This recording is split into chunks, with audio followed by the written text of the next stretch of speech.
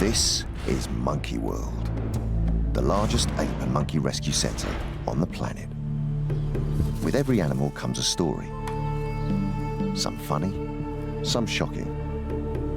Dramas great and small.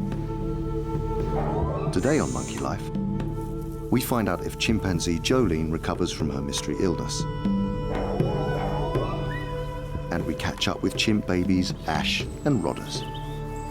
They're big enough and independent enough and weaned enough that they could move into the main group today.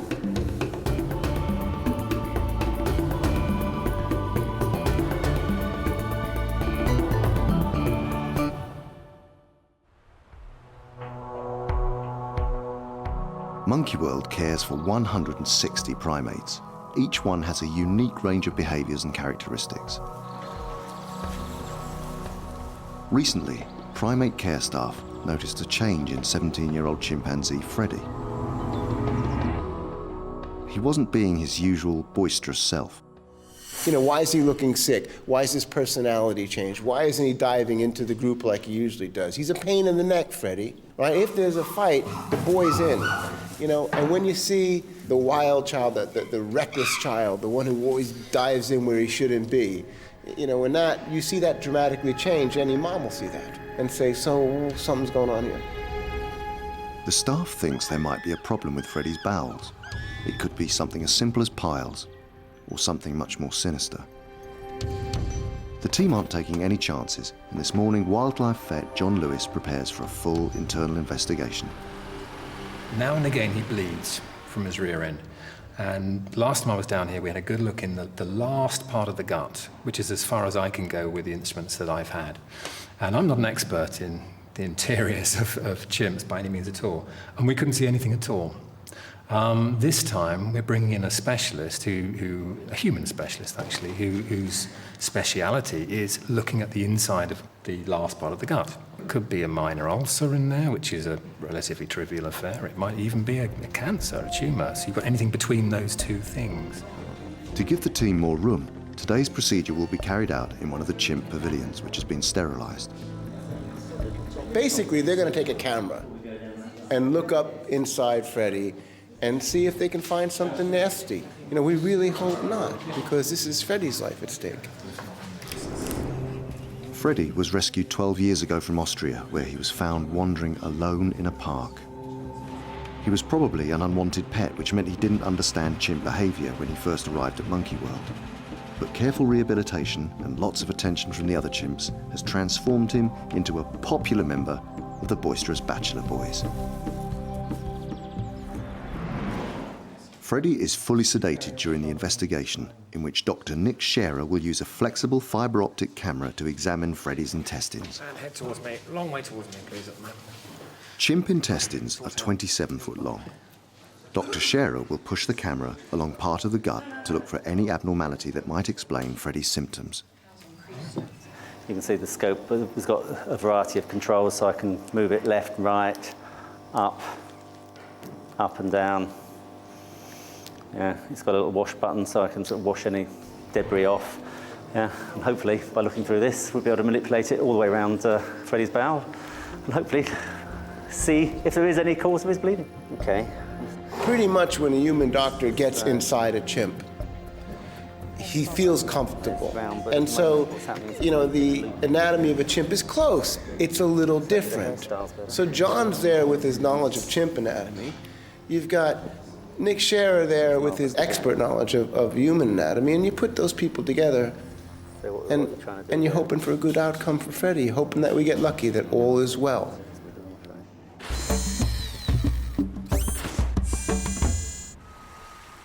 It's a hot day, and in Paddy's chimp enclosure, head keeper Lee has a special treat. The chimp version of an ice lolly. Frozen fruit, the perfect way for them to cool down. The fruit is placed in the pond and hidden between the rocks. This makes the chimps work harder for their reward. Although this enclosure covers 2 acres, it doesn't take long for Gamba to guide the group over to the fruit stash. The chimps always shout about something new, especially if it's food. Alpha male Paddy immediately leaps in to take control. But low-ranking Mickey sneaks in behind and grabs as much as he can hold. The smallest member of the clan, Eddie, isn't keen getting wet. For once, she's happy to watch and learn how it's done. 26-year-old Kathy is much bolder and heads straight in. Chimpanzees' arms are longer than their legs, so they can reach out to fruits growing on branches. It also means they can stretch right out into the pond. Paddy's not worried about the water either and takes what he wants.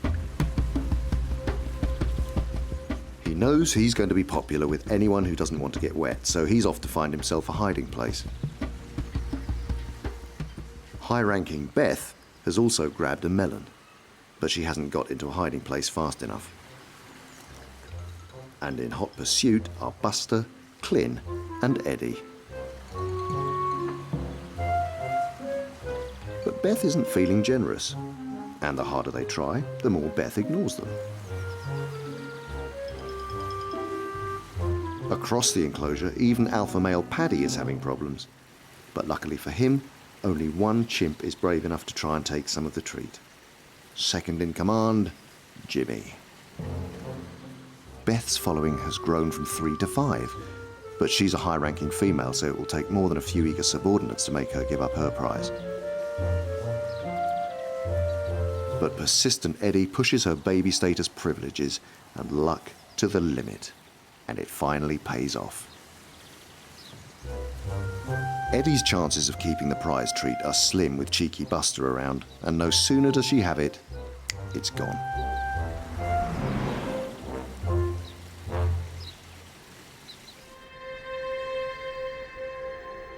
Happy with the patient up your end? He's absolutely fine, yeah. Chimpanzee Freddy has been under anaesthetic for 15 minutes. Specialist Dr. Scherer is carrying out his bowel investigation.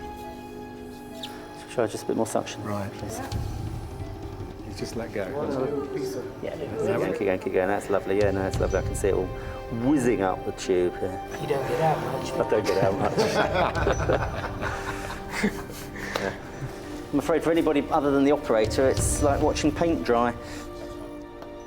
The camera is now part way through Freddy's bowel, but so far Dr. Scherer hasn't found any blockages, bleeding or signs of a tumour. So, yeah. And there's a problem. The deeper the camera travels into Freddy's bowel, the harder it becomes to control the device at the end of the flexible tube. Essentially, this is like trying to stand at one end of your garden and push the garden hose in a straight line to the other end of the garden. And of course, by the time it gets halfway, it starts curling and kinking in the middle. Yeah, and the more you push, all you get is curling and curling and curling. And you have to try and keep straightening it out to get the loops out to get it advancing further. How much trouble do you think it would be to turn Freddy on his back? None at all. Excellent, let's do that then. Yeah, it might just help the bowel to flop into a better position to allow us to go round. Now Freddy is on his back, Dr. Scherer is able to make good progress through the intestine.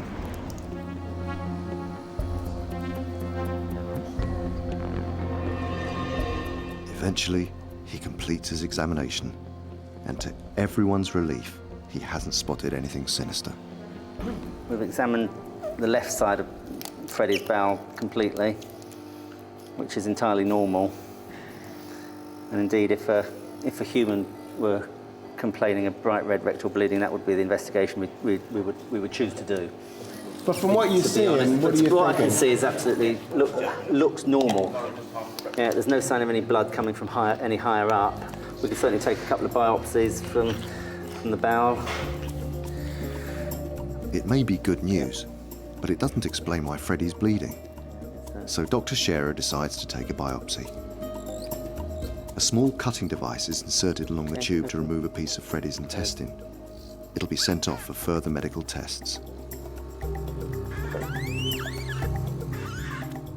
But then, as he is removing the camera, he thinks he's finally found the cause of the problem. Unluckily for Freddy, as everyone hoped, there's a simple explanation. I'm just saying that at the anal canal, there's sort of protuberances that would essentially be small hemorrhoids, so small piles. That could easily be the cause of some bleeding. Chimps are susceptible to most of the same ailments that affect humans. So for Jim, finding out that Freddy just has piles is a relief. And it's not drastic or terminal. And that was our big scare, wasn't it? I mean, you always worry, but it's not. So I'm pleased. Alison will be really pleased. Let's watch and let's see. But it is possible that, he could have gotten a habit and maybe he's worrying it. And if he's doing that, we can do things. And it really, we'll have to do some basics, stay in touch with John, stay in touch with Nick, and just go from there. When he recovers from his anesthetic, Freddy will rejoin his friends in the bachelor group. His condition might not be serious, but let's hope they won't be too rough with him for a little while.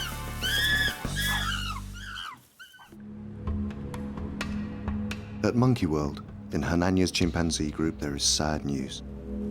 10-year-old Jolene has died. She'd been in decline for weeks. In the end, what finally got Jolene was kidney failure. On her last check that the vets did when they had her under anesthetic, they ran some bloods directly off to the lab and they came back that she had no kidney function. And that's actually quite a nasty, painful thing to encounter. So at that point in time, it was decided really that there was nothing more that can be done for her, and rather than let her continue on and suffer a few more days, the decision was made to actually put Jolene to sleep. It was very difficult for all of the primate care staff. Keeping her alive for an extra couple of days, she would have been in terrible pain and upset and wouldn't have been able to move around as she wanted to. So, yeah, the decision was made for her, and we sadly had to end her life. Jolene's illness was a mystery from the start. For several weeks, she'd had a strange collection of symptoms such as baldness, swelling and stiff joints. But a full range of medical tests and an exploratory operation showed nothing conclusive. Sometimes in these situations, miracles happen, and that's what we're after. There's nothing else to explain the clinical signs we've had. Did you see them both? Chimpanzees are one of the best animals at hiding if they're in pain. It's a defense mechanism. By the time you start noticing, say, Jolene taking weak or stiff steps kind of thing, she's probably in an awful lot of pain at that point in time. And all you have to go on are all of these faint signs of illness that they're always trying to mask. So it isn't very easy to necessarily figure out what is happening with them. And Jolene's case was just that. She was a little bit of a mystery from beginning to end. Jolene was rescued from a laboratory in Holland 7 years ago. She was never experimented on, but the park often finds that living in an unnatural environment like a lab can cause physical problems later on. We don't actually know why Jolene's immune system wasn't capable of dealing with it. I mean, whether it has something to do with her background or not. All of the other 3 laboratory chimps are fit and healthy.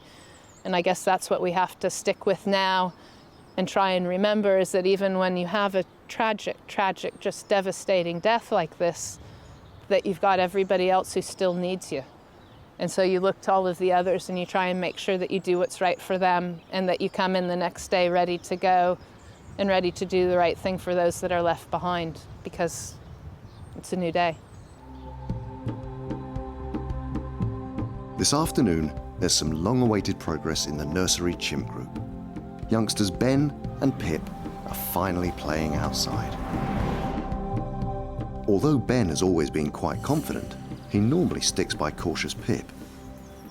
But today, Ben has left Pip's side to explore his surroundings alone. The park has been waiting for this moment for a long time, so it's fantastic to see. Pip follows Ben's lead and decides it's time she explored the outside world on her own. It's a huge development for a nervous chimp. 6 years ago, both chimps were rejected by their mums, so they had to be hand-reared. tell it. Yeah, see more. Right. After 18 months, they successfully moved into the chimp nursery with foster mum Sally. And this is going well. But the trouble with this pair was the bigger they grew, the more they became afraid of the outside world. They just don't seem bothered. By now, everybody else would have just strolled out, so I don't know what these guys' problem is. But now, as Ben's confidence grows, he's found the perfect playmate, 8-year-old Seamus. Seamus loves messing around and tons of rough and tumble. But sadly, Seamus isn't really the best role model. He might be a lovable hooligan, but he's very spoiled by Sally. He's allowed to get away with everything. And although everyone is very pleased at Ben's newfound confidence, they do hope spending so much time with Seamus won't turn Ben into a naughty chimp too.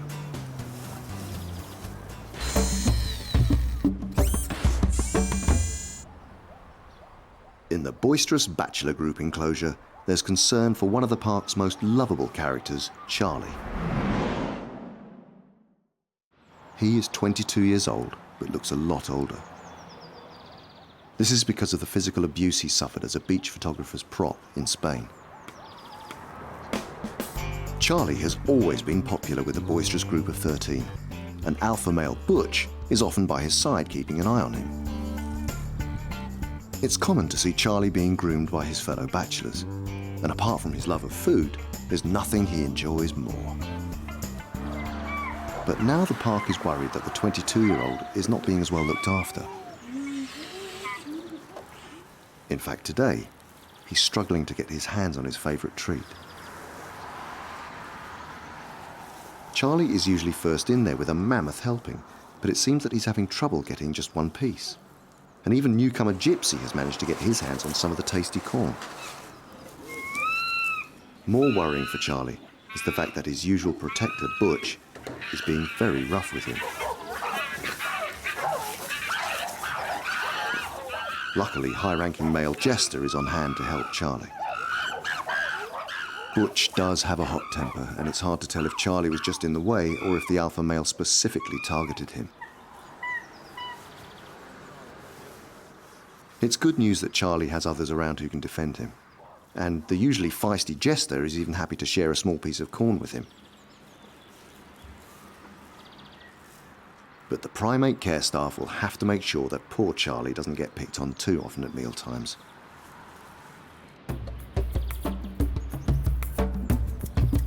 Back over in the chimp nursery, new babies are usually cared for by foster mum Sally.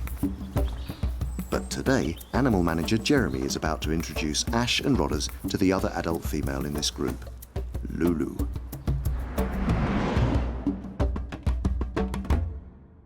Come on. Come on. Who's this? Who have we got here? You want that one?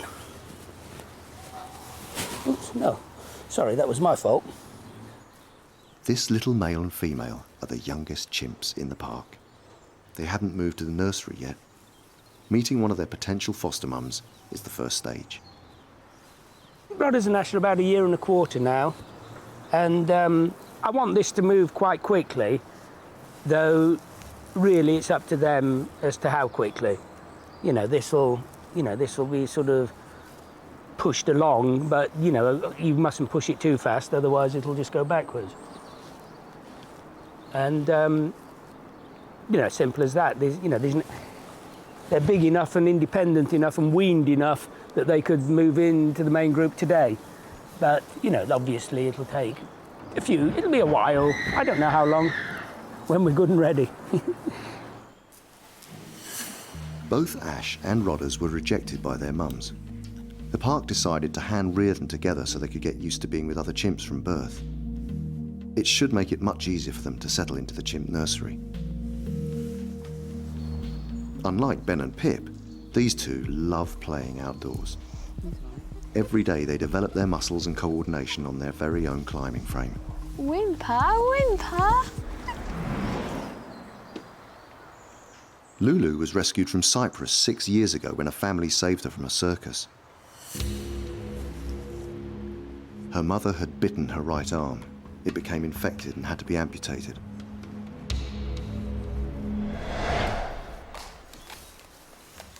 Lulu has no problems living life with just one arm and is now just as responsible for bringing up the babies as foster mum Sally. And one day, she might even take over. Chimp meetings can be noisy, but Lulu is very calm and tries to make the babies as comfortable as possible. She makes submissive gestures such as crouching and offering out her hand and feet.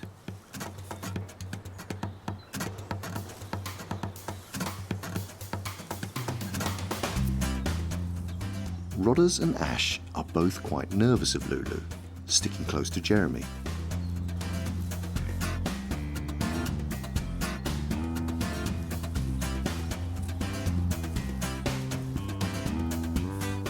But every now and again, when they realise there's nothing to be scared of, they do let go a bit. I think the next thing to do is to introduce more people, get them all, you know, I'll probably bring them in with maybe everybody or certainly more individuals, and then, you know, let them take over and I can fade away. You know, next time Ash comes off me, I might stand up and see what happens. You know, they're obviously playing reasonably well. Oh, really independent, yeah. I was just cracking you up to be really independent and terrific and good. You're going to pull that. This meeting has gone well, but it looks like Ash and Rodders might need Jeremy's support for a little while longer. Next time, the park is hit by some devastating and unexpected news.